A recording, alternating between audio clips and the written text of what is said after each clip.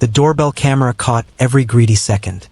Karen Hargrove waddled up the porch steps like she owned the whole damn block. She glanced left, glanced right, then snatched Ryan's package with a smug little smirk. This was the 4th time this month. In the quiet cul-de-sac of Maplewood Estates. Here, perfect lawns and HOA bylaws ruled with an iron fist wrapped in pastel gloves. Ryan Hayes had moved in 6 months after his divorce-seeking peace. Instead, he found a power-hungry Karen who turned community standards into her personal cash register.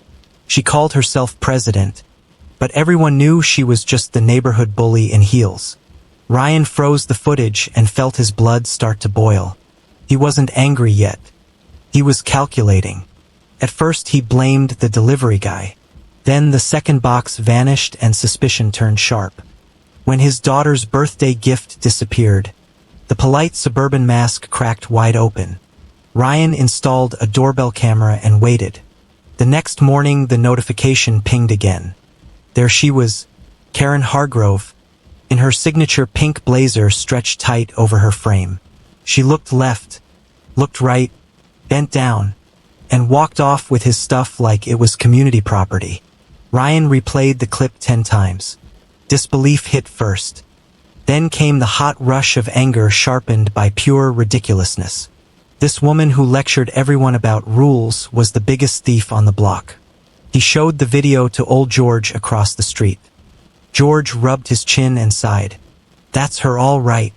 You really want to poke the HOA bear? Ryan answered without blinking. I want my life back. They knocked on doors. Mrs. Chin, 90 years young, admitted Karen had taken her grandson's toy too. She had texted Karen politely.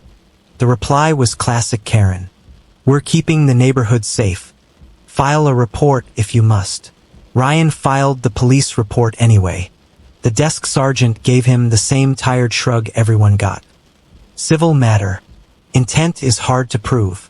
Meanwhile, Karen kept ruling the monthly HOA meetings like a queen on a plastic throne. She wore her authority the same way she wore those loud blazers. Too tight, too bright, impossible to ignore. The very next week, Ryan found a yellow violation notice pinned to his door. Mailbox finish non-compliant. Grass 1 inch too tall.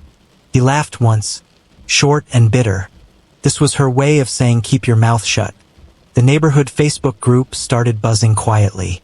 Blurred photos of a pink blur near porches appeared. Comments flooded in. Anyone else missing packages? Nobody named her. They were all too scared. Karen could fine you, delay your patio, or make your life hell with paperwork. That fear was her favorite perfume. Ryan kept a log. Timestamps, receipts, witnesses. He left decoy notes on new boxes. Property of Ryan Hayes. Still she came. Still she stole. Each time the camera caught her entitled strut. Each time Ryan felt the cold plan forming behind his eyes. One evening he sat with George over beers. George leaned in. She hides behind the rules. You need proof she can't scrub off. Ryan smiled for the first time in weeks.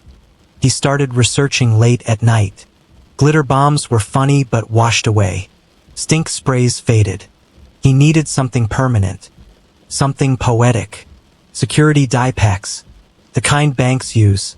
Bright, indelible, humiliating. His old college buddy Brian, now a security engineer, walked him through a safe DIY version.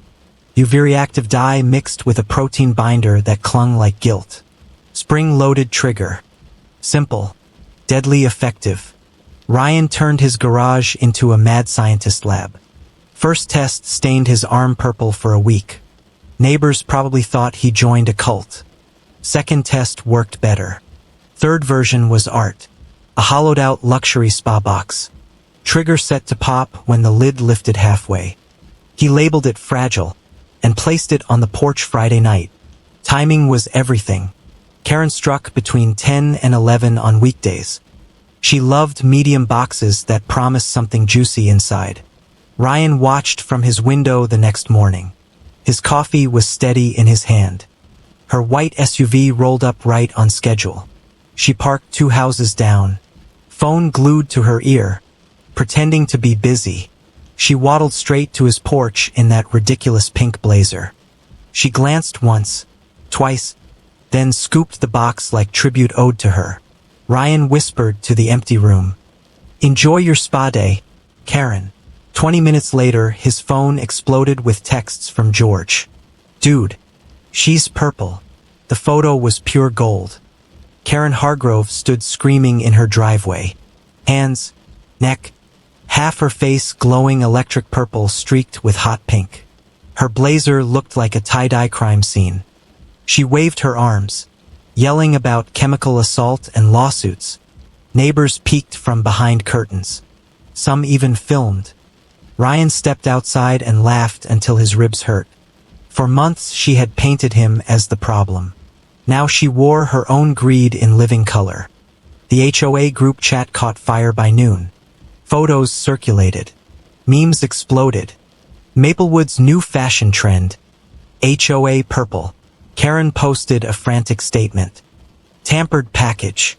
HOA investigating vandalism. The comments roasted her alive. Funny how the victim has purple hands. You stole my blender too. She tried deleting the thread. Screenshots kept it immortal. Ryan sent the full porch footage to the police. This time they actually watched. Officers showed up at Karen's house. She met them still blotched and furious. They walked over to Ryan's afterward. He played the video without a word. Karen stealing. Karen opening. Karen exploding. One cop actually chuckled. Looks self-inflicted to me. That night, the emergency HOA meeting packed the clubhouse.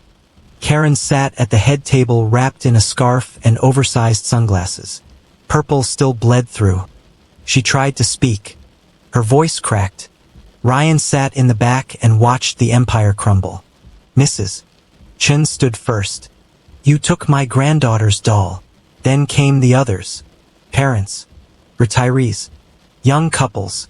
Each story chipped away at her throne. The treasurer dropped the final bomb. $57,000 in HOA funds missing. Checks written to fake vendors. One address led straight to Karen's house. The room went dead silent. Then erupted. A vote of no confidence passed in 30 seconds. Even her own secretary raised her hand. Security walked Karen out while she screamed about conspiracies.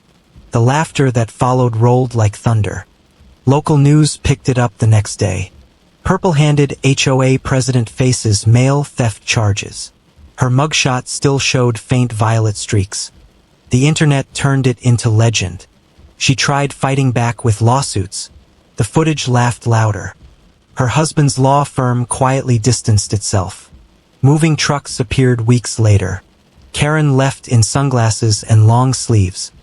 Her SUV still carried faint purple handprints on the door. Ryan watched from his porch as she drove away. The neighborhood breathed again. New rules came fast. Shared package lockers. No more aesthetic fines for breathing too loud. Mrs. Chun became president and actually listened.